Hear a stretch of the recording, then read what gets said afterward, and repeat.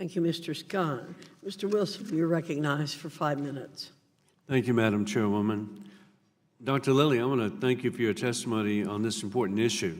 As the grateful husband of an educator, I know the great lengths that you take and sacrifices you make to properly educate our nation's youth. In your testimony, you mentioned concern not only about the amount of data that is collected, but also the accessibility by bad actors. You state that you use several services like Brightbits, Digital Privacy, Safety and Security, and Educational Networks of America, and also hire phishing firms that provide support, identify attacks, and offer recommendations for changes to protect student privacy. Could you elaborate about some of the recommendations you've received, whether they've been implemented and their effectiveness? Yes, I'll be happy to. Through the Bright Bites work, it really helps us think about the policy changes that we need to make.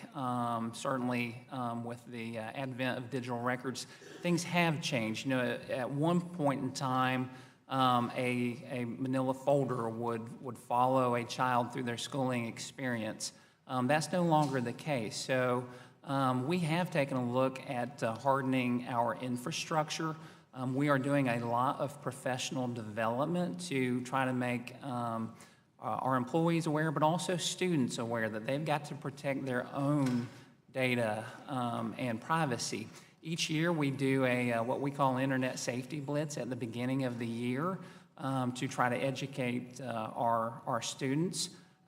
We do annually notify parents of the information that we collect, and they have the right to inspect and review that information at any time. So I was surprised when the phishing firm that we hired returned that there were issues where people actually fell for those phishing attempts, because I was not expecting that to be the case, which tells me we have more work to do, and we have to keep it out there in front of people all the time. It is very important. Well, thank you for your positive attitude and your efforts. Ms. Vance, thank you for the testimony today on behalf of the Future of Privacy Forum. In your testimony, you state that since 2013, 39 states have passed 119 bills surrounding student privacy. You go on to detail several examples of how the laws of many states can create an administrative burden for compliance. What suggestions would you have that you would offer to prevent this burden while still ensuring that companies and schools are respecting the privacy rights of students?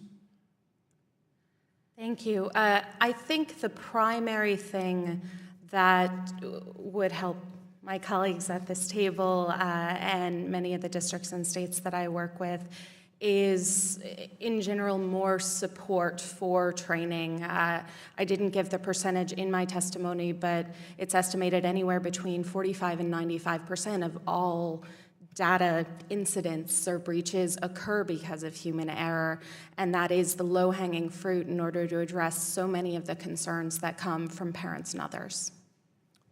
Thank you very much. And Mr. Couch, thank you for your testimony before the committee. I am grateful for your 20 years of service as the Chief Information Officer with the Kentucky Department of Education. As a father of 4 sons in military service, I appreciate your service as an Army officer working on these issues. As the former chairman of the Emerging Threats and Capabilities Subcommittee of the House Committee on Armed Services and the current chairman of the Readiness Subcommittee in the Armed Services Committee, I understand the vulnerabilities of our nation's cybersecurity network. You mentioned some pretty startling numbers when it comes to attempts to gain access to the information. Do you believe these numbers are likely similar for other states? How important is it that staff education about the dangers that are out there in helping to prevent any of these attempts from being successful? You know, the 4 billion attempts that we received were kind of like they were checking the doorknobs or the windows to see if you were there. There was an 85% increase in phishing attacks over the past year, and starting in November. And some of those are spear phishing, where they're getting very sophisticated and know who to go after within a district, which makes it they're pretending to be the chief financial officer or the superintendent, and it looks like it is them. So I really think this is happening across the country. It's not unique to Kentucky, that is for sure. And just because it's an internal kind of failure doesn't mean it's just not as important. In fact, that's some of the most crucial data that we have out there. So that's why the risk, much like what Dr. Lilly was talking about, we put a lot of effort on trying to build capacity within districts so they can champion this as well about the importance. Thank you. These numbers are startling. I appreciate Chairwoman Fox and Ranking Member Scott for bringing this to the attention of the American people.